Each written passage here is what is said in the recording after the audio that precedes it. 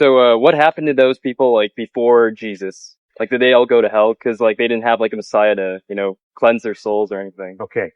I do not know how God will judge those who've never heard about Christ. Why? Why do I not know? Because Christ never addressed the question. So I can't make one up.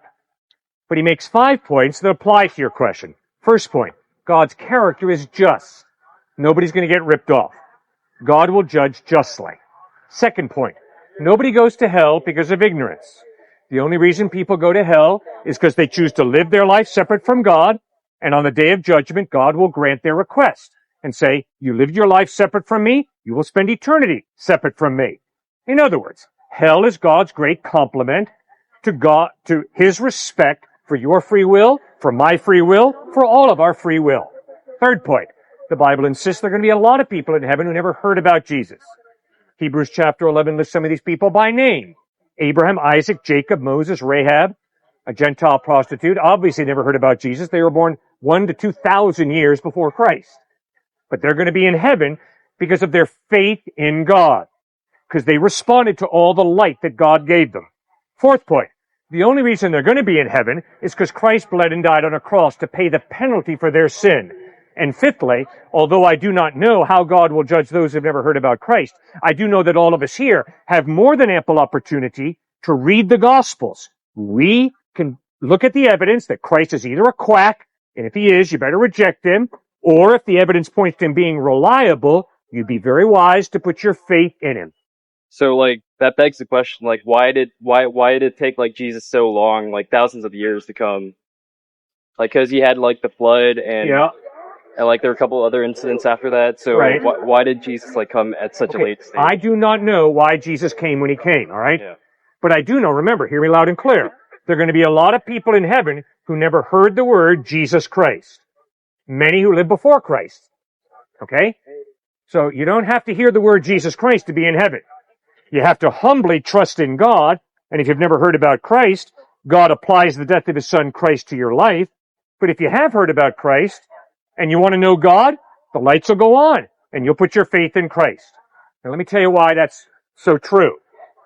Where in the first century was the center of Christianity? Jerusalem? Antioch? Northern Egypt.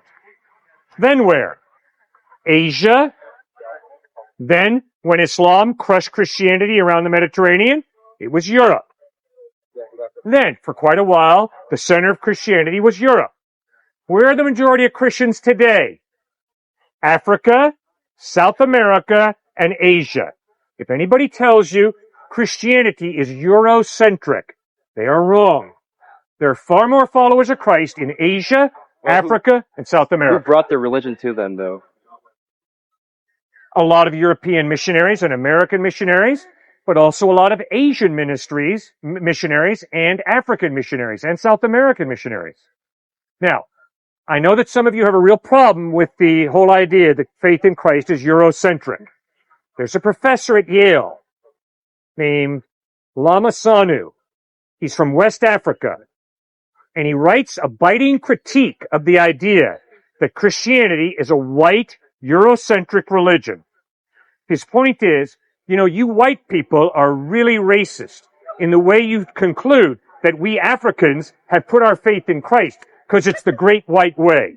Baloney. We reject your white secularism because we are spiritual people. But we understand that Jesus Christ is not white and he's not secular. He calls us to know God in a personal way. Fascinating professor at Yale from West Africa writing that book. Keep going, Richard. To me, like, I just find it it's a bit contradictory that in the Old Testament, God was, like, he killed everyone, killed humanity. Okay. And all of a sudden you have Jesus coming and he's all of a sudden the good guy and he loves everyone, Right. I just, like, there's a huge divide, like, there's a huge disparity. Very good. That I've always had, like, doubts about. Sure. I understand totally. Yeah. Okay, Richard. Who spoke more about hell than anybody in the whole Bible? Jesus Christ. Where is the bloodiest book in the Bible? Is it in the Old Testament? Nope. It's the last book of the New Testament, the book of Revelation. It talks about what's going to happen when Christ returns a second time.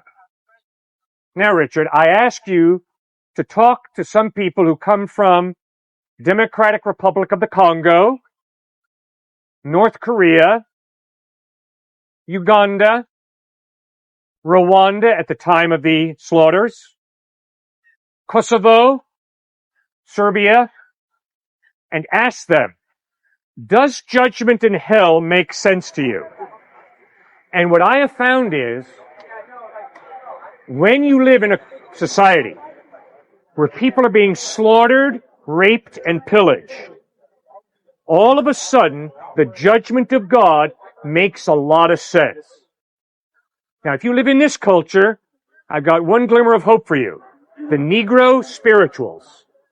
Read the songs of the African American slaves who were having the snot kicked out of them by white Christians. They looked forward to the judgment day. They looked forward to the return of Christ. They looked forward to a heaven and a hell because they knew that on that day, justice would win. But the majority of us in this culture, where there's a strong police force, where we have a strong army, we're not that intimidated because we know that often, usually, not all the time, but usually justice will be honored. But when you live in a culture where justice is a joke, all of a sudden you begin to understand the importance of an all-knowing God judging justly. Because if there's no God, justice loses, evil wins. And that means despair is honest atheism.